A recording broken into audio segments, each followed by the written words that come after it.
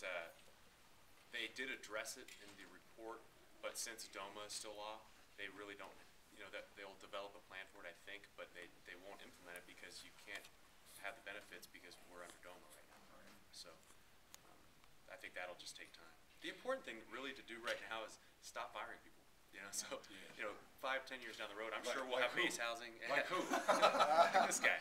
But I think 5 to 10 years down the road, you will see base housing where you have same-sex couples living with opposite-sex couples on bases, and that won't be a problem once DOMA goes away, and that those days are numbered as well. We see that in the courts as well. Well, a very important, to build on that, a very important issue, when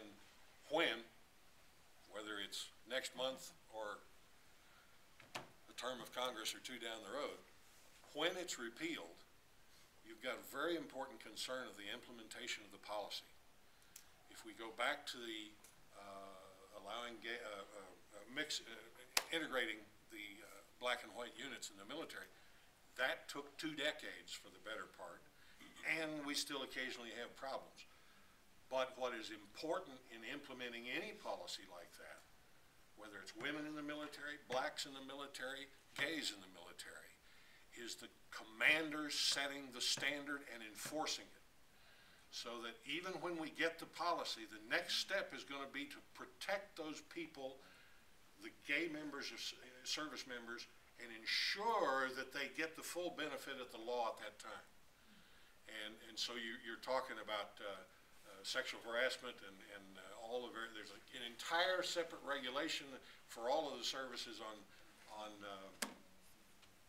sexual harassment and what to do about it, and those will have to be enforced at the time also. See, I don't actually see.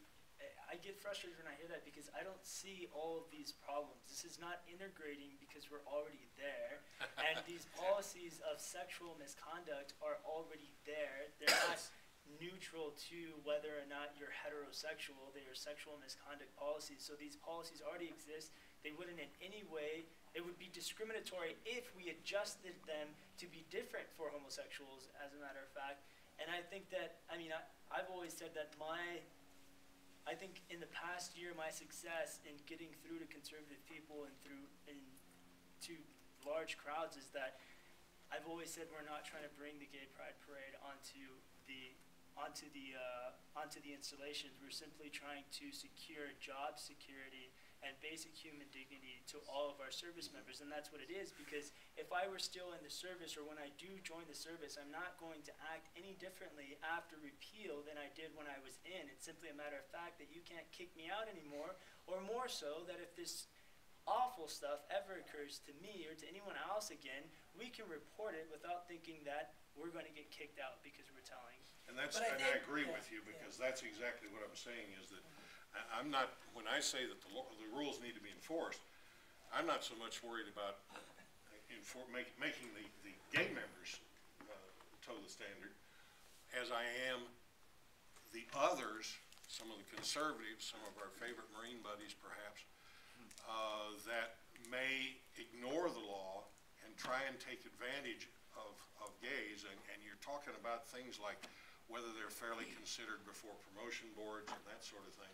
I think the great thing about that is you have so many gay and lesbian officers in every branch of the military to secure that doesn't happen, because it's not a matter of whether we get in there, it's a matter of the fact that we are already there. But I think when I look at being a woman in the military and coming out in combat and getting rated that way, there were many commanders who were complacent about enforcing those rules. Don't bring it up, don't talk about it, it's okay if the guys go off and they go on a temporary duty and they're having affairs and they're bringing in the prostitutes and things like that. But if I were to go down to the local club and pick up somebody and bring them back, then that could, potentially do that. So the letter of the law is there, and that education piece and that education component of commanders being held accountable that they do apply it, because it is there, I think is a big piece. I'll tell you, it's just a personal story. Literally, I went on Rachel Maddow's show, not a soul knew a damn thing. And my boss called me. I was still in Manhattan the next day, and he's like, "Dude, what the hell?" I said, "Where are you?" I said, "I'm in Manhattan." And he's like, "What the hell?" He goes, "I was stepping to the jet. I was getting in the jet. They pulled me out." So anyway, he said, "Are you going to be here Thursday?" I was like, you want me to come to work?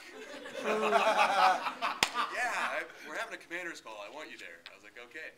And he starts off the commander's call and says, listen, we had a media event in the squadron. This is to every person in the squadron. He goes, what I'm here to tell you is every person is a valuable member of this team.